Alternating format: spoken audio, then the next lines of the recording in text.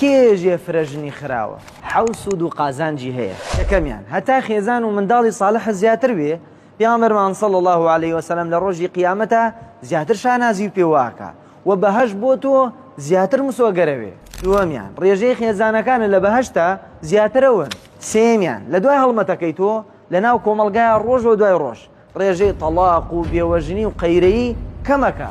چوارەمیان زینا و خیانەتی زەوجی و عیلاقەی ناشەرعی بە هەمان شێواز ڕوو لە کەمیەکە.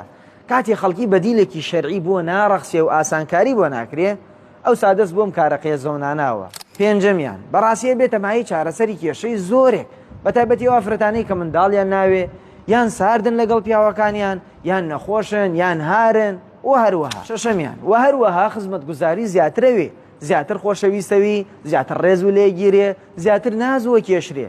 پیاوی دووژنە خڕ و گیپنە، ئەگە بێ بەسییان و چوار ئەبێت چی پێ بێ؟ مقیەتی خۆت کە برادەر، ئەوەی کە ێژێ جەرگی کونکونە ئەوە پیاوان وانەژنە.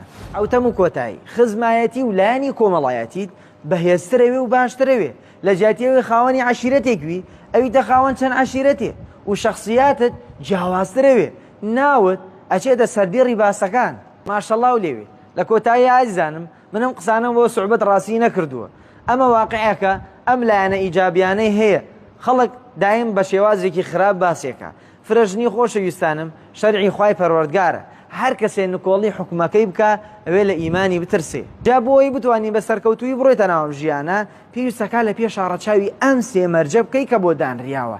یەکەم دادپەروەری لە نێوانیان، دووەم بتوانی بە جوانی نەفەقەیانکەی پێوەی محتاجی خەڵکی بن، سێیەم ژینگەکەت گونجاو بێ کە خاوەنی دوو ژن و بەسەرەوە بی. پێویستکە ئەگەر ئەم سێ مەرجە لە خۆتا ڕانابینی، دروست نییە بە هیچ شێوازی خۆت بقنینتە ناوی ئەم باسە، یان فشەی پێوە بکەیت. دوایی هەموو ئەم سوودانەی کە باسمان کرد وە پێچەوانەوە ئەتێتە ڕێت و خۆزگا خوازیان ڤیدۆیەت نەبینایە. سەلام عەلیکم.